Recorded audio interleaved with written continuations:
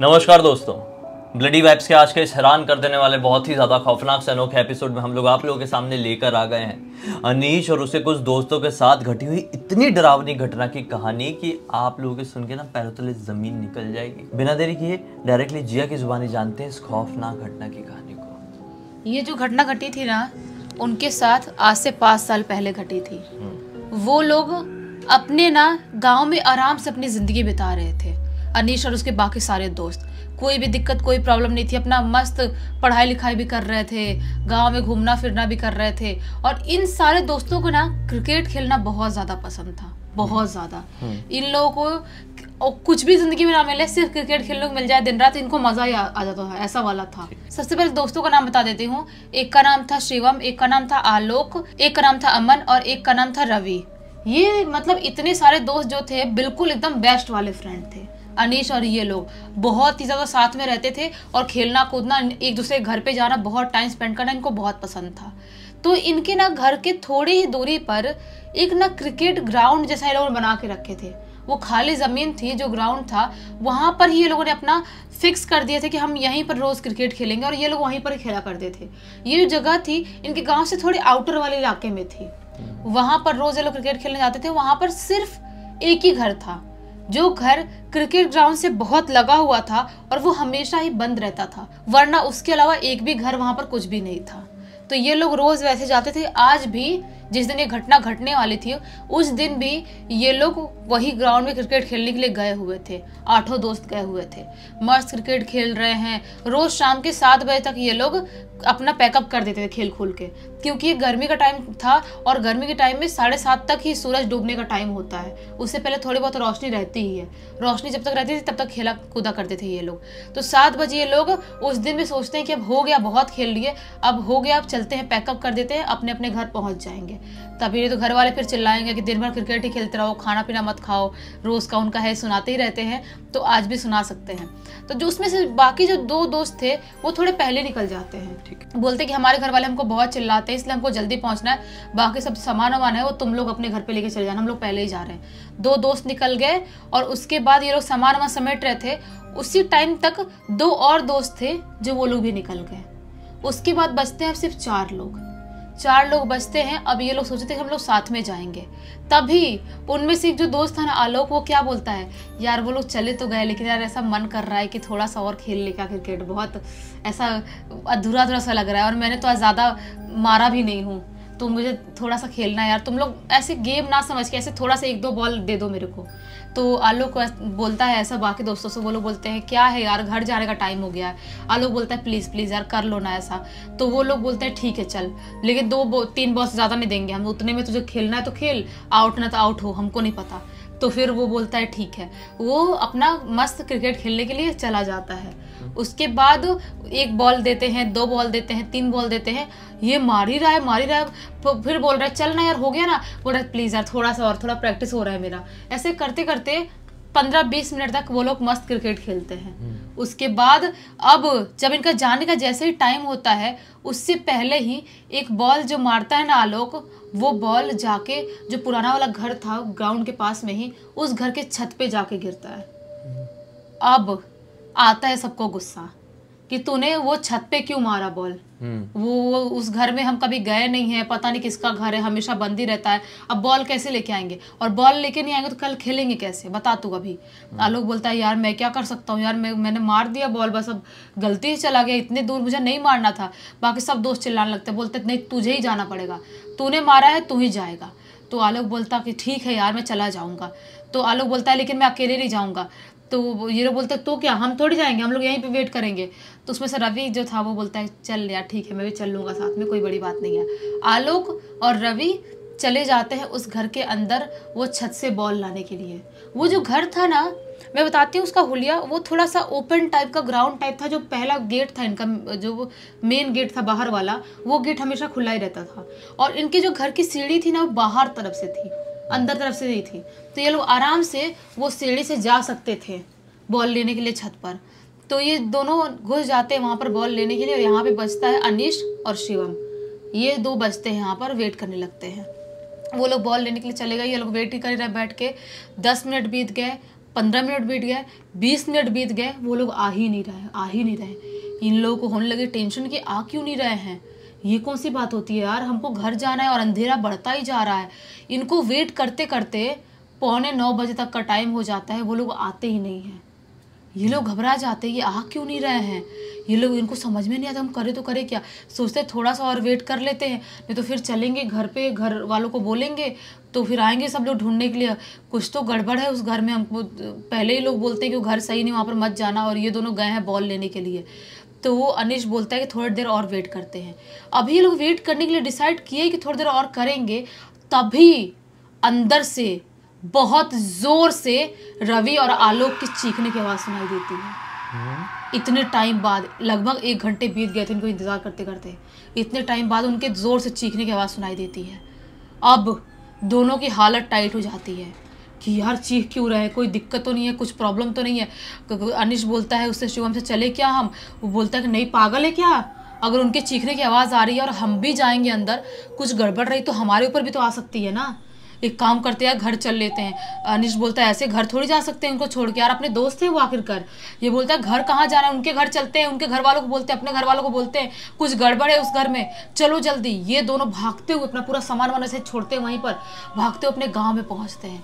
अपने गाँव में पहुँच के आलोक और रवि के पापा को सबसे पहले बताते हैं कि वो दोनों गए हैं उस घर में, ग्राउंड के पास वाले पुराने घर में, और वहाँ से उनके चिल्लाने की आवाज़ आई। बहुत टाइम से बाहर नहीं निकल रहे थे, हम लोग उनका बाहर वेट करें, सारी चीज़ बताते हैं। उनके पापा लोग बहुत टेंशन में डर जाते, घबरा जाते हैं। और भी गांव के लोग बताया जाता है, ये लोग अपने घर वालों को ही बोलते हैं। 15-16 आदमी लोग लाठी निकालते हैं और लेके निकल जाते हैं अपने गांव से उस घर में जाने के लिए। क्योंकि ये लोग भी नहीं समझ पाते हैं अनीश और शिवम की ये लाठी उठी लेके क्यों जा रहे हैं। लेकिन अब क्या कर सकते, प्रॉब्लम थी तो जाना ही था। सब लोग लेके लाठी और लालटेन लेके, लाइट तो थी लेकिन तो भी कि वो उस घर में अगर नहीं रही तो, लेके लोग निकल जाते हैं उस घर में जाने के लिए। उस घर के पास पहुंचते हैं तो पूछते हैं कहाँ से आवाज़ आई थी। ये लोग बोलते हैं कि हमको तो घर के अंदर से आवाज़ आई थी, नहीं पता कि वो घर के बाहर वाले इलाके में था अंदर, लेकिन आवाज़ बस हमको आई थी, हम घबरा गए थे और आपको बुलाने आ गए। तो सब लोग मिलके अंदर जाते हैं उस घर के, और अंदर जाते तो क्या पाते हैं कि अंदर घुसते से जो पहला वाला रूम था, उसी रूम के अंदर ये दोनों बेहोश पड़े हुए हैं। आलोक और रवि बेहोश पड़े हुए हैं। सब लोग घबरा जाते हैं। उनके ना यहाँ पर सिर पे चोट भी लगा था और खून जैसा कुछ लग रहा था कि किसने मारा होगा, इनको क्या हुआ होगा। बहुत ज़ोर से घबराते हैं और ये लोग इनको उठा के हॉस्पिटल लेके जाते हैं। भागते हुए हॉस्पिटल लेके जाते हैं, हॉस्पिटल में एडमिट कराया जाता है और दोनों को होश ही नहीं आ रहा है। डॉक्टर सलाइन लगा रहे हैं, इंजेक्शन लगा रहे हैं, ट्रीटमेंट करने की कोशिश कर रहे हैं, लेकिन इन दोनों को होश ही नहीं आ रहा है। पूरी रात दोनों के पास पूरे गांव वाले लोग, लगभग बहुत सारे लोग, घर वाले लोग बैठे रह जाते हैं कि अब होश आएगा, अब होश आएगा। दोनों को रात भर होश नहीं आता है। सुबह के टाइम में इनको होश आता है और उसके बाद इनसे बात करने जाते हैं। दोनों को एक ही रूम में अलग अलग उस पर शिफ्ट करके रखे थे। इनसे बात करने जाते हैं तो जो आलोक था ना, बताता है तो बिल्कुल शॉक्ड हो जाते हैं सब लोग। वो क्या बताता है कि हम लोग उस घर के अंदर एंटर किए थे और उस घर के अंदर एंटर करते से ही हम लोग सोचे कि अभी जाएंगे ऊपर बॉल लेने के लिए। उससे पहले ही जो पहला वाला रूम था, उधर से हम लोग किसी की आवाज़ आई, जैसा कोई बुला रहा है खुसफुसा के। हम लोग सोचे कौन बुला रहा है, कुछ समझ में नहीं आ रहा है। तो रवि बोलता भी है मुझे, आलोक बोलता है, रवि मुझे बोलता है कि चल लेते हैं यार बॉल लेके, कोई भी हमको क्या करने का, अपना घर थोड़ी है कोई। लेकिन मैं बोलता हूँ कि नहीं यार, कोई तो खुसफुसा रहा है, एक काम करते हैं, अंदर जो रूम से आवाज़ आ रही है उस रूम में चल के देखते हैं। तो आलोक बोलता है, मैं और रवि दोनों उस रूम के अंदर बढ़ जाते हैं। उस रूम के अंदर जाते हैं, कोई दिखाई नहीं दे रहा है। सोचते हैं कि हो सकता है कि हमारा वहम होगा, चमगादड़ या कोई जानवर होगा, उसे खुसफुसाने की आवाज़ आ रही होगी। तभी अभी हम लोग लौट के उस रूम से आने ही वाले होते हैं, तभी हमारे पीछे से आवाज़ आती है, आलोक, रवि, कहाँ जा रहे हो, आओ यहाँ पर। ऐसी आवाज़ आती है। हम लोग शॉक्ड हो जाते हैं कि किसकी आवाज़ है, हमारा नाम किसको कैसे पता। आवाज़ तो हमको बिल्कुल भी सुनी नहीं लग रही, हमारे गांव के इंसान की आवाज़ नहीं लग रही, कौन हो सकता है।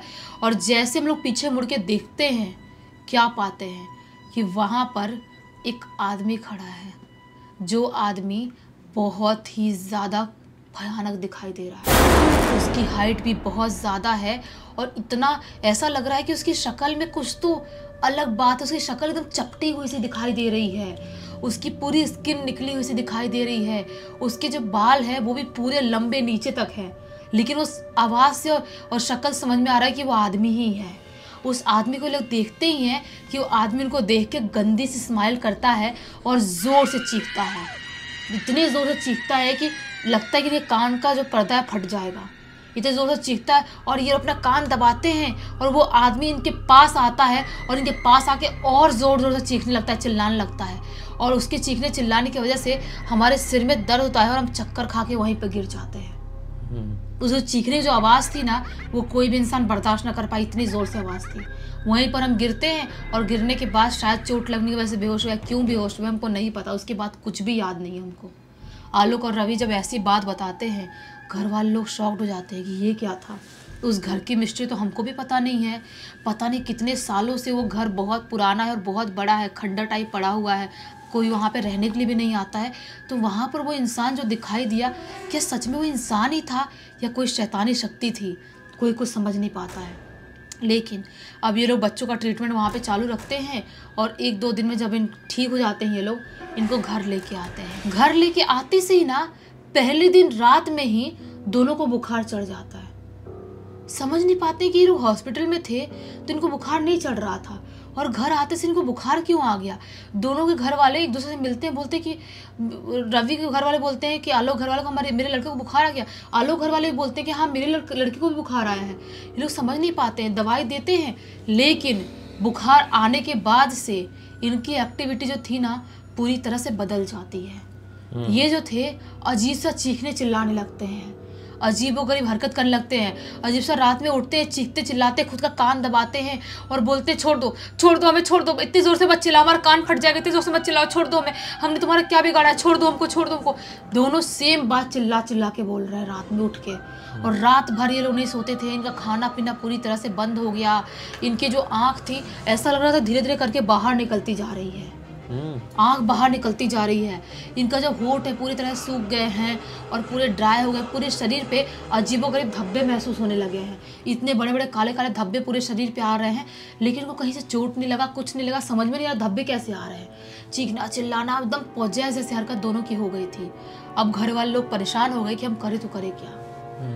तो पड़ोस वाले लोग जो थे वो लोग देखने उठने के लिए गांव वाले लोग भी आते थे, पड़ोस वाले लोग भी आते थे, देख के बोल रहे हैं कि नहीं भाई, वो जो आदमी इन लोगों को दिखा था ना उस घर में, वो शायद कोई शैतानी शक्ति था और वो इनको बुरी तरह से पॉजेस कर लिया है, जिसकी वजह से इनकी एक्टिविटीज़ बढ़ गई है और ये ऐसी हरकत कर रहे हैं और वो इनके शरीर को छोड़ना नहीं चाह रहा है। हालत देखो, ऐसी हालत हो गई है, लड़के एक दिन भी जिंदा नहीं बच पाएंगे अगर इनको कहीं दिखाया नहीं गया तो घर वाले बोलते हैं हम तो डॉक्टर को बुला के घर पे दिखा ही रहे हैं, हॉस्पिटल में एडमिट करने के लिए डॉक्टर ने मना कर दिया इनकी हरकतों की वजह से, से हरकत कर रहे हैं।